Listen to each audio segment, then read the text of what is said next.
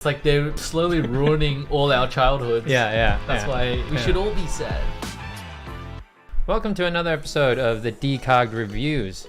Today we're going to take a look at Pinocchio trailer. Pinocchio, yeah. So this is coming out on September 8th, I believe, on Disney Plus. Well, obviously, probably Disney Plus. Yeah. So this is like the live action remake of Pinocchio. We've talked about this before in our previous podcasts, what we think about the remakes. But generally, I'm not a big fan of it. I'm not a big fan either. I mean, they've done like one or two good ones. Yeah, but that's about it. The way you said it sounds so sad. That's it. Yeah. I mean, it's like they're slowly ruining all our childhoods. That's why we should all be sad. Yeah, exactly. It's like first Lord of the Rings. All the Disney stuff. The Lord of the Rings. Oh my goodness! Stop it, people. We don't need all this content. Make new IPs, please. Exactly. So if they get trashed, it's fine. So we'll take a look at the trailer now. Can you see? Yep. Ladies and gentlemen, I present to you the eighth wonder of the world. The one and only Pinocchio!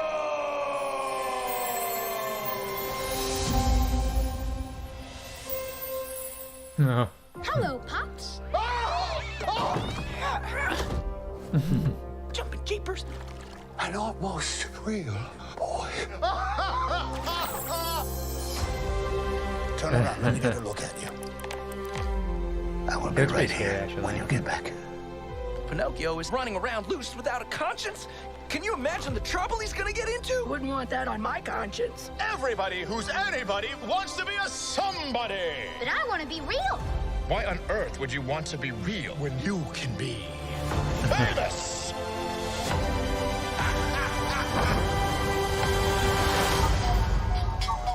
Pinocchio should have been home by now.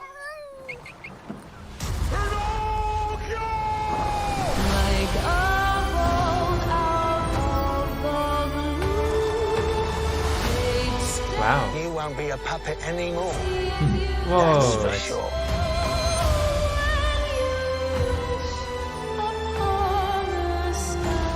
Pinocchio. Be Whoa. Oh my God.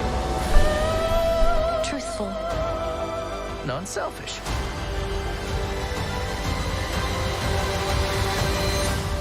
You will always be my real Okay, boy. I think I know why I feel like it's weird. But A lie can really change a person. What's happening, Jiminy? Looks like some sort of fairy magic. Kinda on the nose, if I'm you glad ask they me. showed the nose. yeah. I actually. It looks. When we came in, I was like, I don't know what I think about it. But then the more things we saw, I think I started to like it more. Yeah, I quite enjoyed the trailer. I think it redeemed itself from the thumbnail at least. Yeah. Especially, I think the thing that I think we started to like. There's this one moment where we're both like, "Whoa!" Yeah, it's like this section, it's right? starting from around here. I was like, "Oh, okay." The world looks it really feels like nice. an adventure, like a real. Like I think they captured the spirit of the cartoon, but like they made it like cinematic and grand and bigger, which I love. So it's like taking something, and trying to improve it in a way that works for this live action sort of format. So, and I felt like it was very Disney-ish, this whole part. In a good way. Like this Pleasure Island part, I was like, wow, this looks really nice. This looks. Yeah, I love the style. Like they didn't just go hypercolor. They had a very distinct look. Yeah. And then this was like really cool. I don't know what that was, but I'm like, that was really awesome. This looks sick. It's like a Candyland. It's like Candyland. Yeah, exactly. It's like Candyland in Wreck-It Ralph or something. But like a live action version. Exactly. But it feels like, how do you say it? Yeah, it feels aligned with what Disney is. But it's, obviously this is very like fake, but in a way it just fits with the world. I don't know how to explain it. But they did it in a way, at least for the shot, that we can see, it feels like it's cohesive with the story or the movie. I think the way they shot everything and the set designs and all that, it's actually it was good, because I think one of the biggest problems with a movie like this is like, how do you integrate Pinocchio with the rest of this realistic world? And it looks like they didn't try to like fully make a super photoreal version. They kind of went like, oh, we're gonna keep him a little bit stylized, and we're gonna try to stylize the world and whatnot to help kind of balance things out. I think they did all right. Like it's a hard balance to strike, and it seems like they did a good job. And you know, it reminds me of like what's a film like, maybe it'll come to me in a bit, but I'll revisit this point when the movie comes back to me. But I think it looks awesome. I think this whale, like, it's crazy. Like, you know, we say like, you know, in Rings of Power or like other trailers that we saw, we're like, oh, everything's so CG'd, blah blah blah. But for some reason, like, this is obviously super CG'd. But it feels like you're in this adventure. Like it doesn't need, because it's not like the whole, I think they established this whole world as like a little bit fantastical and like a little bit quirky, and nothing like looks exactly like what it does in real life. And I think because of that, you get away with a lot. The stylization, like the bird is clearly not like photoreal. Exactly. For example. And they're not trying to cover a lot of things with like smoke. It's just like, it's just water and this whale. Make it about the whale. You know, the whale has the design is like, it's a little bit stylized as well. So I think it works. Like they did a good job to, I think maybe they knew the limitations of like, oh, it's going to be a lot more work to make this photoreal. And it probably won't even work that well with the story. So don't even try. Let's just go crazy. Stylize the hell out of it. So one thing I noticed, and I think what bugged me at first was the eyes. Yeah, it does. So it I was like something. There's no like depth or anything. It's just. But this is what I'm like wondering. So they keep it stylized, and because it's like a puppet, right? So usually those eyes are painted on. I'm wondering whether. So I'm guessing they're trying to just play with that texture. So it's like. It's just all textural and not. I'm not sure whether that was the right choice. I think they should have gave him eyelids like Jiminy Cricket. I think he had. He's I think that's the only thing that the eyes really stood out to me as well, like, and the eyebrows. It just feels very 2D in amongst like this stylized 3D universe. And maybe that is like, and it's the blend, right? Like as in it feels like it's fading on and off, when maybe it would help if they had like more, even if it was just a pen line, right? That would help. I think something to outline it, right? Like that's what is missing, like a shadow or something, you know, like a 2D shadow even. I mean, for me, I would have added actual, you know, like geometry, geometry that shows that. But worst case scenario, I would have added like a 2D stroke, a pencil stroke or something, or paintbrush stroke. It's missing. It needs something, right, to outline it. It just feels too basic at the moment. But looking up close, I love this, like how he looks. Like the glove looks awesome. Cool. I think the design looks actually pretty good, to be honest. It's just that's actually the biggest worry with a film like this is like, oh, they messed up. Messed up Pinocchio. It looks like Sonic, version 1 Sonic. Which, you know, as we know, like version 1 Sonic now is it's so horrible. They played on that in I forgot which film it was. It was you showed me. They put him in a movie and then they just made it like there was the ugly Sonic. And he's like all ruggedy, like, you know, he's like a shaded actor. I forgot what movie it was. I forgot what movie, but it was great. It was perfect. Like they made something out of it. Him. In fact, I like the ugly Sonic more now. Because of it. I think in general, like this is all looking back the second time, like the first impressions when I watched this part, I was like, whatever. It's like, you know, it's okay. But then now as I'm scrubbing through it, it definitely, like, and seeing the end, I think it makes me feel like, oh, this part is pretty, it's not bad at all. Like, I'm starting to like it. I think the more I look at it.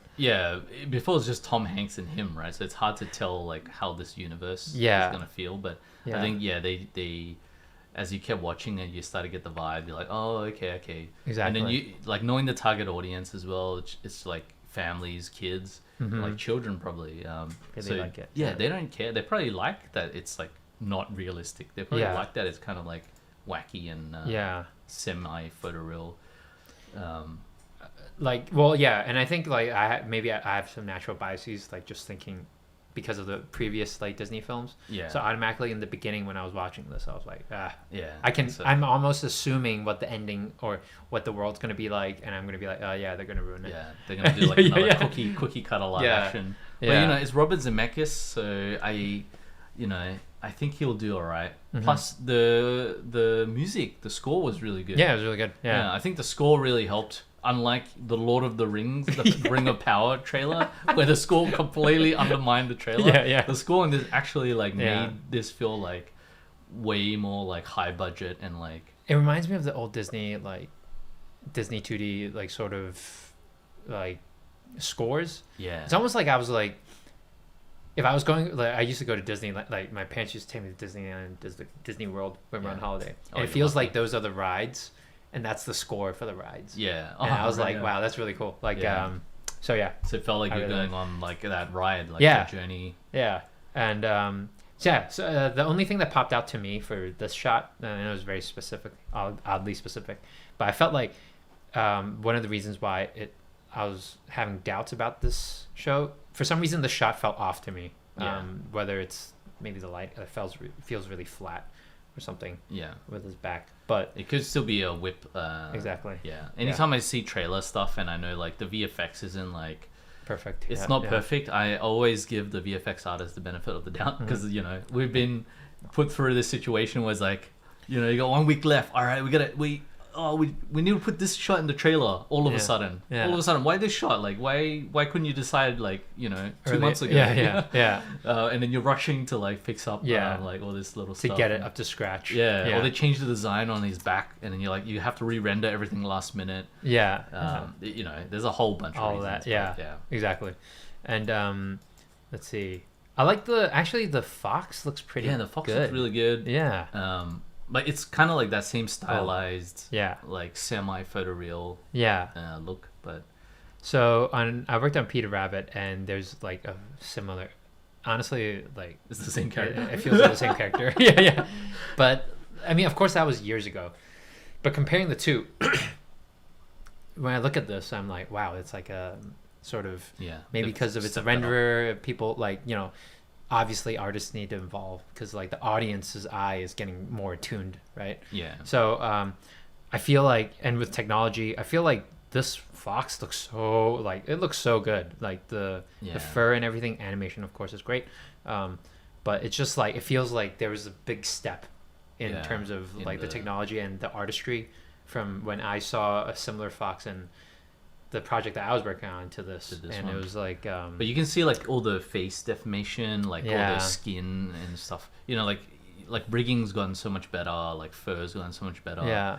And then like even just design wise, like the smile it's really hard to make a semi stylized photoreal looking thing without looking like uncanny, right? But I think they did it in a way that's like it's still appealing. And I think a lot of people don't know this. This is very like sort of detailed stuff. I think back then why everything looked like CG is because you get the rig and then you sort of pose it out and what the rig can give you. So sometimes like when you're doing the smile, you'll have like rounded corners and it's not as it's just like CG.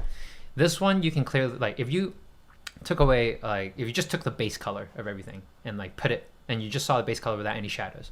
You can probably see like this can easily be a 2D pose. Yeah, because like you can see how very 2D. Like even the very sharp and everything's just like really perfectly like crafted for this frame. So I think that's what also something that maybe that's what the industry is steering towards now, even for VFX or like even semi-stylized films. They try to push those like 2D graphic shapes to really get that sensibility, that 2D sensibility, which is great. I think it's more like another step in the process, but it's a step in the right direction at least. Like adding that extra step definitely adds an extra level of like appeal. And like you're saying, that's the biggest thing with older films is like people just didn't either have the time or the technology, or probably they had the means to do it, but it's just the tools weren't there, to make it seamless and quick. So Exactly. you might only have like a shot or two where you're really sculpting stuff. Yeah. But now it's, by the sounds of it, like a lot of sculpting, like post animation is happening. So Exactly. And I think it's, sometimes it's like you need one person to do it, and then you realize, oh man, like adding that extra level of detail really does make a difference. yeah. Because when we first like got CG, it's already like, it's a great, how do you say it? It's such a great advancement in like the film industry, right? Yeah. So just sticking with the rig and how it looks like, that's already like, for the most part, it would do its job. Yeah. But then you have one person who's like, oh, let's add some 2D Yeah, we sensibility can to push it. Yeah. And then that's when you're like, oh man. And when you look back at the old stuff, you're like, oh Jesus, yeah. Yeah. What happened? Yeah. But you don't know until someone does it, or until you do it, that you're like, oh yeah, that makes a ton of difference. Yeah. You have to see the improvement to exactly. know. Yeah. But that's a good point. Like, this is a VFX. I mean, I would consider it a VFX film because you have live action plates, you have live action actors. Yeah. So the approach is slightly different than a full animated feature. Usually with VFX films, you don't have the full suite of tools. Suite. You have the suite of tools. But you don't have like all the, like, people aren't sculpting like poses and stuff. It's not that common, right? It's more like a animation thing. But maybe, like you were saying, the industry as a whole, like, it's bleeding over into VFX now, where there is like shot sculpting, and there's all that sort of like 2D, like trying to get the 2D sensibility into the 3D. Yeah. I think for maybe something like this hybrid show, this would be considered like a hybrid, right? Yeah, because it's definitely a hybrid. It's semi-stylized. kind of basically an animated feature, but like at the same time, With like VFX with stuff. VFX sprinkled in. Yeah, but if it was like Marvel, I would obviously don't think you would need to like be like people you don't need to watch out for that stuff, right? I don't think people are shot sculpting the Hulk, for example. Like, they might like do corrective shapes, like corrective sculpting to fix like intersections and stuff. Yeah.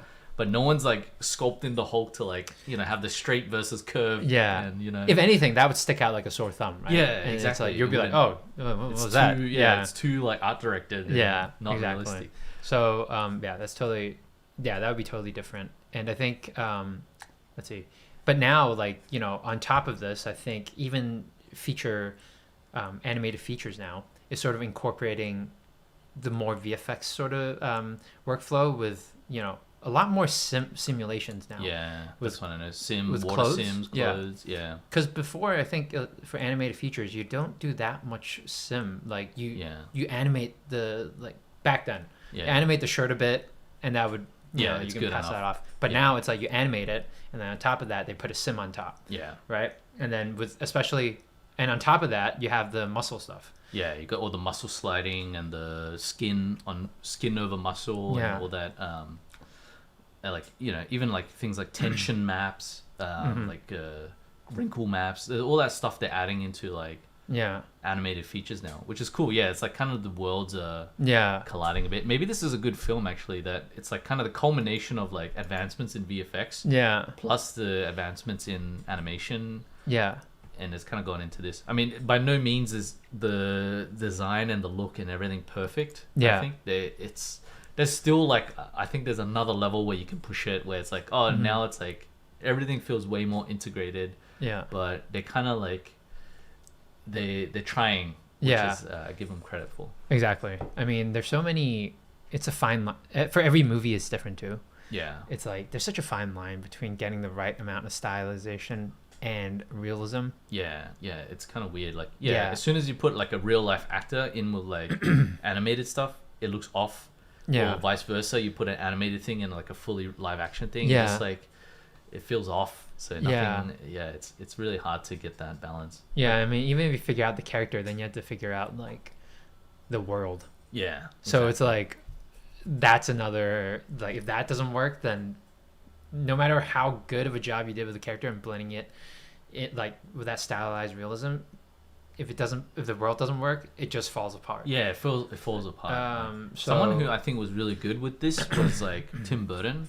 Like I know he hasn't really done like much like animated plus live action, but whenever he did live action, it felt like you could just stick like an animated character in there; it'll just fit, right? Yeah. And then like Edward Scissorhands, you know, like all the like Dark Shadows. I don't know if I think he only produced that one, but like anything that like Tim Burton really kind of touched, it felt like it had that Tim Burton-esque effect where you could it doesn't like, is this animated? I don't know, I feel like the same sensibilities crossed over into live action. That's the person that I was trying to like trying to recall when I looked at the scenery, all the fantastical, because it was like a good blend of, you know, like it's it's sort a of little wacky, bit wacky, like, fantasy, almost a bit dark. Like you look at the clowns, they're kind of a bit creepy. They're that, like Burton-esque kind of creepy vibe. Yeah, but it feels like but it feels cohesive. Everything feels like it's tied together, and I think that's the main thing.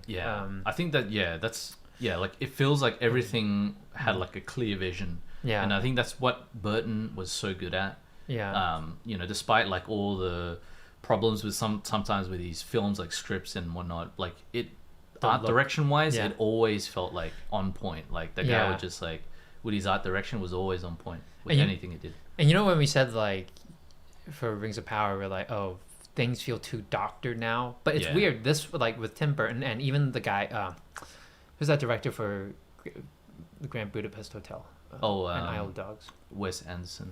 Yeah.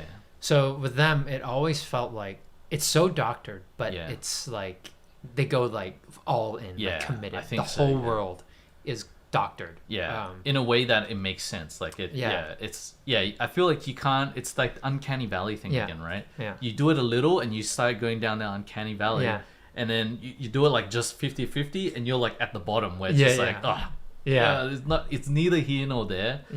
And then you keep doing it, you keep pushing it, and you hit the Burton Wes Anderson end of the. It's like it works. Because even like the way they shot things, it's a bit awkward. Like you know the Wes Anderson look. It's just like like everything feels like angles. Very, it feels 2D almost. It's like very artistic and very like almost like sometimes it's kind of awkward. Like it's like very symmetrical in some shots, like overly symmetrical. But then it works because he went all in.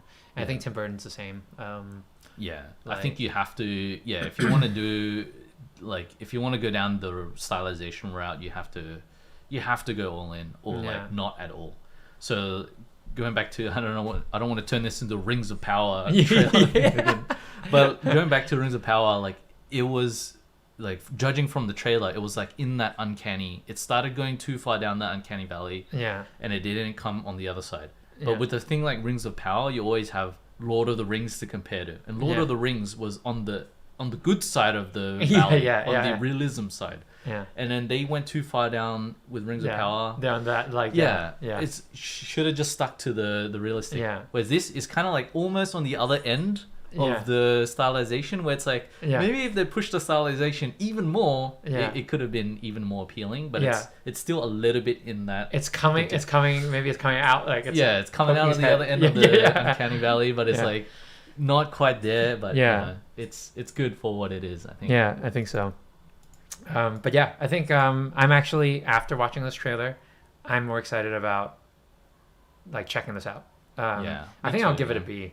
I'd say I'll give it a B, like a B plus. I'm pretty after the score. I think I'm pretty excited. I feel like it'll be a fun like adventure movie. Fun adventure movie. Inspiring and whatnot. I think that's the thing. Maybe like because of the score as well, I felt like it sounds like an inspiring tale. Exactly. Like you feel, because you never think like, when I think Pinocchio, I don't think of some grand adventure. But when you think of the plot, like there's so much happens. Like he gets eaten by the whale and all this and that. Like it does feel like an adventure, but it's just like, I don't think they could ever capture the grandness of it at the time. At the time with 2D, and I think like they kind of doubled down on the wondrous like boy cartoon interaction kind of thing, but never the scope of the thing. And it's kind of like Lion King, how Jon Favreau kind of tried to give it that scope that it felt like we see. But obviously it couldn't. It lacked in other ways. But maybe this is a step in the right direction. I think so. Because I never, when I think back to Pinocchio, like you said, it never felt like a grand adventure. Yeah. I don't remember it being that way. Yeah. But then this one, when I looked at especially like the last part of the trailer, I was like, wow, this looks like it's gonna be fun. Yeah. It's like the Pinocchio film that like maybe the original people who made Pinocchio could like see and enjoy. Like, oh yeah, they actually they try to expand on the world and make it more like epic than we could have at the time. Yeah. So let us know what you guys think about this new Pinocchio trailer. Remember, like the show is coming out in a few days, I think, in a week's time. In a week. Yeah. So it'll be good to see what you guys think and whether you liked it. So yeah, let us know. Catch you next time. Peace. Thanks again for watching our video. If you like what you saw, please comment, like, and subscribe. Any support would be greatly appreciated. Peace.